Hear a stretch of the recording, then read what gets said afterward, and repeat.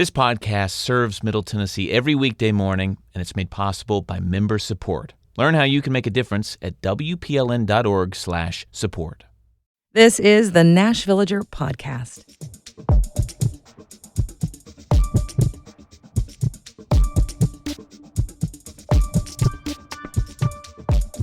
It's July 1st, 2025. On this day in 1980, the square dance officially became the state dance of Tennessee. And why did they decide to give it that stamp of approval at that time? Well, it seems like it was kind of a why not situation. And you've got to understand, there was a strong nostalgia in the late 70s and early 80s for sepia-toned, old-timey everything. It was the era of the Little House on the Prairie TV show and clothing that had Edwardian ruffles and high collars. Here in Nashville, the Opryland theme park had stages where singers and dancers performed in basically blinged out barn party attire.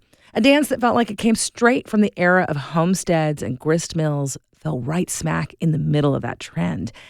And it is legitimately a practice with deep roots in the state. But it also feels like actually holding square dances for the fun of it became way less common pretty soon after it became the official state dance. I'm Nina Cardona, and this is your daily digest of what's happening around Middle Tennessee with historical context from Nashville Public Radio, WPLN News. I'm back from vacation, happy to be with you again, but sorry I don't quite sound like myself. I guess I brought home a little extra souvenir. Now, we've actually got a lot of those official state fill-in-the-blanks here in Tennessee. If you go out to the State Library and Archives alongside Bicentennial Mall, a lot of them are engraved on panels around the building's exterior. The ones that are easy to convey in that way, that is, like the state beverage, milk, or the state rock, limestone, the official gem, freshwater pearl. Making that kind of designation seems to mostly have been a 20th century phenomenon. One of the earliest examples of the state naming something to represent Tennessee in that way is the state flower. Although, that's kind of complicated. So, back in 1919, the General Assembly decided the children of Tennessee should pick a state flower, and the kids chose the passion flower. It's a really unusual-looking wildflower, also known as maypop or ocoee. It grows wild through a lot of the state, especially in East Tennessee. It has these purple petals that sort of fall down from a broad circular center with really unusual stamens that stick straight up and sort of curly tendril things that lie on top of the petals. I'm not doing it justice. You should look up an image of the passion flower online. Then somehow in 1933, the General Assembly seemed to not realize that we already had a state flower, and they voted to give that designation to the iris. Eventually, in the 70s, someone noticed the mix-up, and they decided to straighten it all out by keeping both, but with modifiers. So now the passion flower is the state wildflower, and the iris is the state cultivated flower. But even when they fixed all of that, they did not add in a detail about the iris that a lot of people believe to be there. Technically, the only thing specified is that it's an iris, not a purple iris. But custom holds that it's got to be that perfect shade of bluish purple to really be the Tennessee symbol, which is appropriate because that's a very similar shade to the passion flower and to the other state wildflower that also got added in, the Tennessee coneflower, a purple variety that is native only to the cedar glades of Middle Tennessee. And yes, that does mean that we're back to having two kinds of flowers in one category. But somewhere along the line, that actually became the way we do things in Tennessee. For some symbols, anyway. Because two state wildflowers is nothing. Ladies and gentlemen and non-binary friends, I am here to tell you that we have 11 state songs. 11! Some are pretty well known, like Rocky Top and the Tennessee Waltz. They make a lot of sense as state songs. One ties into what we've just been talking about called When It's Iris Time in Tennessee. For the state's bicentennial in 1996, an official state rap was added to the list, and it is exactly the kind of rap that you might expect the aging office holders of the 1990s to pick as something they thought their grandkids might consider to be neat. It includes lines like, "Tenna, Tenna, Tennessee, oh how proud we are of thee," and this reference to food products made in the state, "Moon Moon pies and Goo Goo Goos." As a person who was in the young adult demographic at the time, I officially do not co-sign that rap choice. Several of Tennessee's state songs talk about longing to be in Tennessee, seemingly written from the perspective of a person who left and is somehow prevented from coming back. But mostly they name check a lot of things around the state in a way that honestly rarely makes for a good song, but certainly makes lawmakers feel like their district got a shout out, which is probably why most of the state songs are ones you have almost certainly never heard sung and never will. But while I can certainly get a little cranky over these songs, a lot of our state symbols do make sense. The firefly and the ladybug are our state insects because they're all over the state and people love them. The channel catfish is our commercial fish, and the largemouth bass is the state sport fish. The state bird is a kind I see in my yard year-round, the mockingbird. The state game bird is one that is native here, the bobwhite quail. And of course, the raccoon is our official wild animal. But one is just downright special. The official state artifact is a specific statue found in Wilson County near Lebanon. It's about 1.5 feet tall, carved from siltstone at some point between the years 1250 and 1350. It's been nicknamed Sandy, and it depicts an older man down on one knee, sort of leaning forward.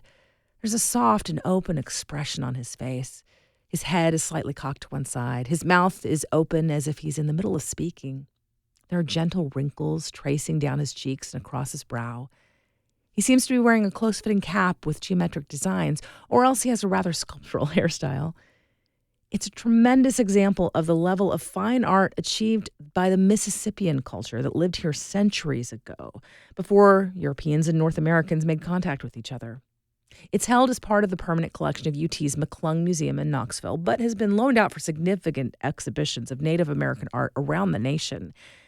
And something like that, well, that's a great argument for having a tool to recognize an official state something.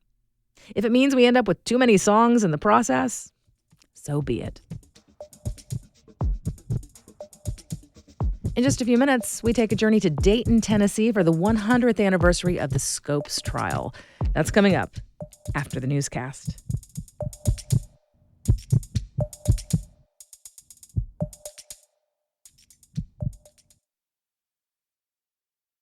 Tennessee's legislature has passed a record-breaking number of anti-LGBTQ laws. I'm Miriam Yao, and as WPLN's Power and Equity reporter, I focus not only on how marginalized communities contend with those new laws, but how they come together in spite of them. I think what gives me hope is that someone like you is covering this.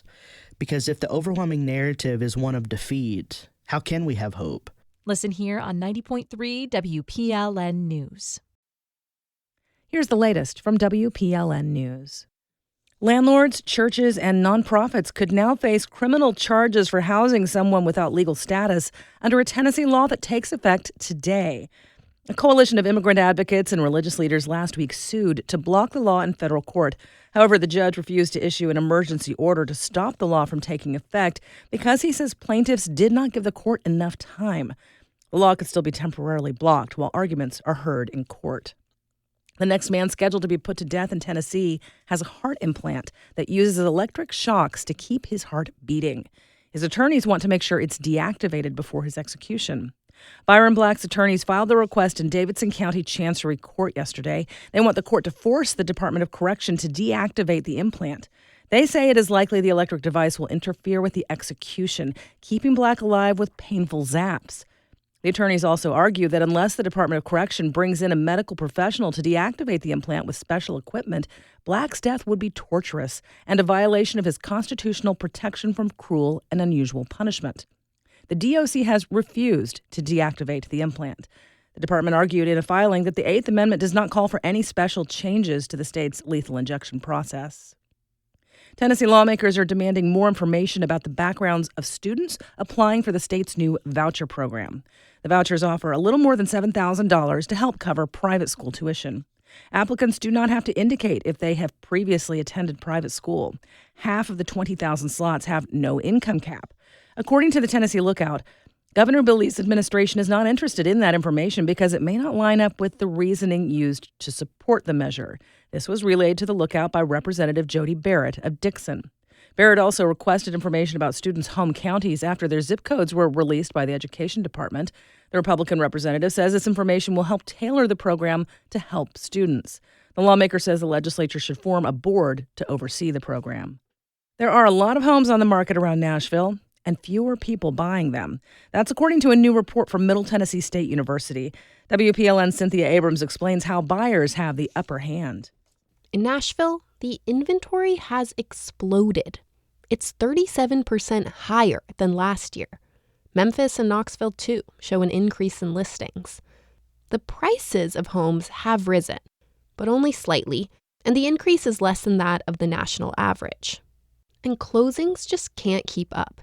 While there's nearly 13,000 homes on the market, less than 3,000 have been sold so far this year. Metro Nashville's process to procure pallet shelters secured no bidders. The city had been seeking proposals from community partners to utilize 25 pallet shelters as temporary housing for people experiencing homelessness. The Nashville Banner reports that representatives from the Office for Homeless Services informed advocates of the lack of bids last week. While there were nonprofits that expressed interest, they felt that the month-long procurement process was not enough time to secure operating dollars or land. The shelters have remained empty since they were originally purchased during the pandemic to use as isolation pods. OHS says the city will continue to consider proposals if an operator is able to obtain the necessary land and funding. The devastating fire to a large downtown Nashville parking garage was not intentionally set, but the exact cause remains elusive. That's the latest from fire investigators. The blaze in the early hours of June 10th damaged multiple levels of the garage on Church Street and has led to an extended closure of the main library. The Nashville Fire Department says the fire started on the 4th floor in a secure storage area. Investigators ruled out arson and weather. They've probed a possible electrical failure but have been challenged by the extent of the damage. A total estimate of the losses and structural impact are still underway, and the main library is scheduled to remain closed through July 28th. Nashville's hopes for a women's national basketball team have officially been dashed. The league, which currently consists of 13 teams, announced it will be adding 5 over the next 5 years. 2 have already been decided. They'll be in Portland and Toronto. Tennessee, in an effort led by former Governor Bill Haslam and his wife Chrissy, had wanted to land one of the remaining expansion teams for Nashville. But the WNBA has now decided where those final 3 teams will go, and Nashville is not it. Instead, Cleveland, Detroit, and Philadelphia won the bids. The Haslams were joined by athletes Candace Parker and Peyton Manning, plus country musicians Faith Hill and Tim McGraw in the ownership group. They had envisioned a team called the Tennessee Summit in honor of former Lady Vols coach Pat Summit. A Tennessee fish may soon be considered an endangered species. The U.S. Fish and Wildlife Service has proposed to list the Barron's darter under the Endangered Species Act. WPLN's Caroline Eggers says the fish is endemic to Middle Tennessee. The Barron's darter is a small, bottom-dwelling fish that is pretty vocal. They make knocks, drums, and even purrs. These fish only live in a few headwater streams that feed the Collins River. The species is named for their home place, the Barron's Plateau, which sits between Nashville and Chattanooga. The fish has been a candidate for listing since 1994. The Fish and Wildlife Service agreed to reconsider after the Center for Biological Diversity brought a lawsuit 2 years ago. A big threat to the fish is habitat loss and stream bank degradation, largely tied to animal agriculture in the area. Another threat is hybridization with an invasive darter. Citizens can comment on the proposed listing until September 2nd. Caroline Eggers, WPLN News. The time has come for an infamous flower bloom, rare enough to draw crowds, inside Austin Peay State University's greenhouse. WPLN let you know last week about the enormous bloom expected from the Titan arum, better known as the corpse flower. Austin Peay says it expects the large and smelly bloom today or tomorrow. It's expected to last a couple days and not happen again for another 2 to 10 years. The public can visit between 8 and 4 and will find the flower in the Sundquist building. You can also check on its progress from a safe distance by searching for Austin Peay's live stream. And a record number of Tennesseans are expected to travel this week for the 4th of July holiday. The Tennessean reports roughly 1.5 million residents are expected to leave the state either by plane, train, or automobile, though the bulk of travelers will be driving. AAA looked at people nationwide traveling from last Thursday through this weekend and forecasting another record-breaking year of travel. The travel organization is estimating 45 million Americans overall are expected to journey at least 50 miles from home. You'll find more news anytime at our website, WPLN.org. 100 years ago, John Scopes taught evolution in a Dayton, Tennessee high school. A few months later, he was tried and convicted of breaking the law. To mark the centennial, the town will hold a special celebration of this historical event. WPLN's Mary Mancini visited Dayton for our daily show This is Nashville to learn about the legacy of the trial.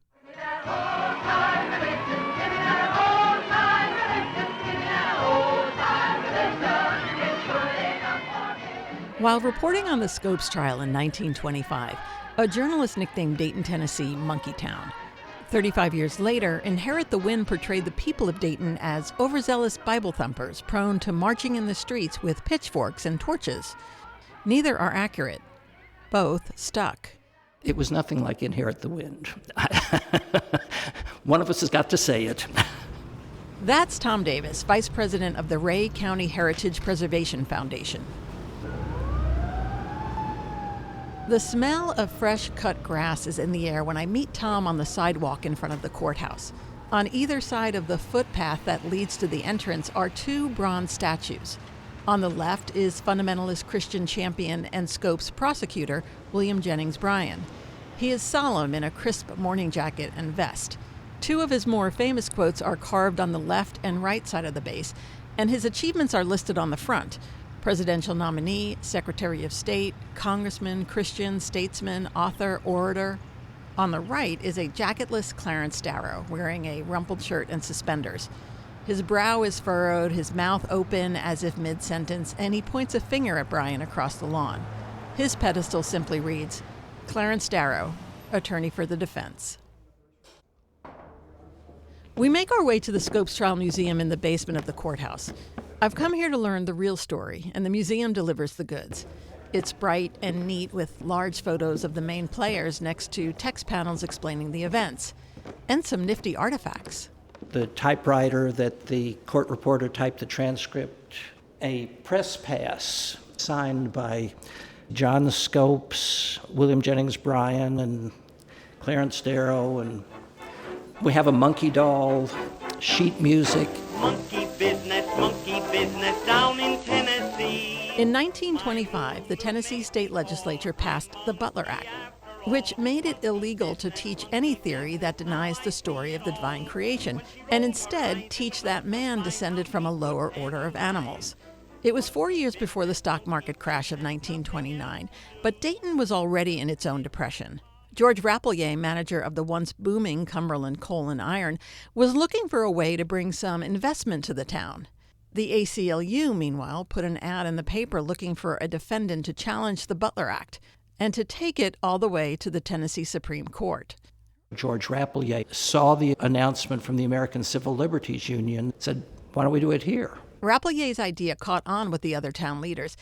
They just had to find a defendant. So they summoned John Scopes. Scopes said, if you can prove I taught it, I'll be your defendant. Once Darrow and Bryan got involved, it became an international sensation. Over the course of the trial, telegraphers transmitted some 2 million words from Dayton. WGN Radio leased phone lines at a cost of something like $1,000 a day to broadcast the proceedings. Ultimately, the jury convicted Scopes, and the judge gave him the minimum fine of $100.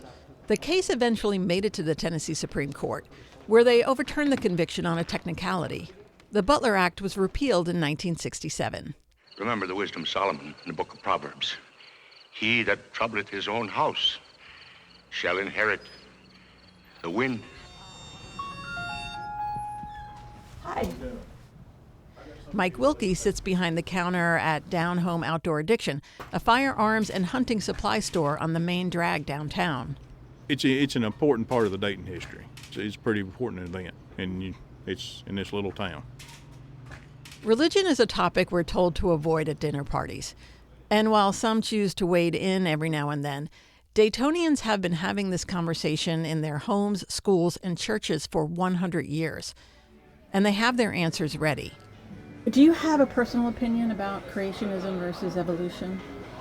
Born and raised here. Obviously, I believe we came from Christ and we were created from God, but everyone's open to their own beliefs, and just because you think differently about something, that doesn't have any reason why we can't just agree and continue to live on, exist. Well, I am a very strong creationist, but I do not believe that you should ever hide any kind of understanding about the nature of creation from anyone, and let good education help people make their decisions. For This is Nashville, I'm Mary Mancini.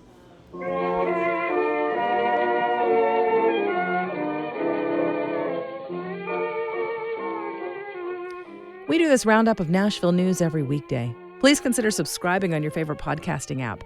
Thanks so much to all of you who've left 5 stars, a thumbs up, or a review in your app of choice. That little bit of love really does tell the algorithms that more people should hear about us.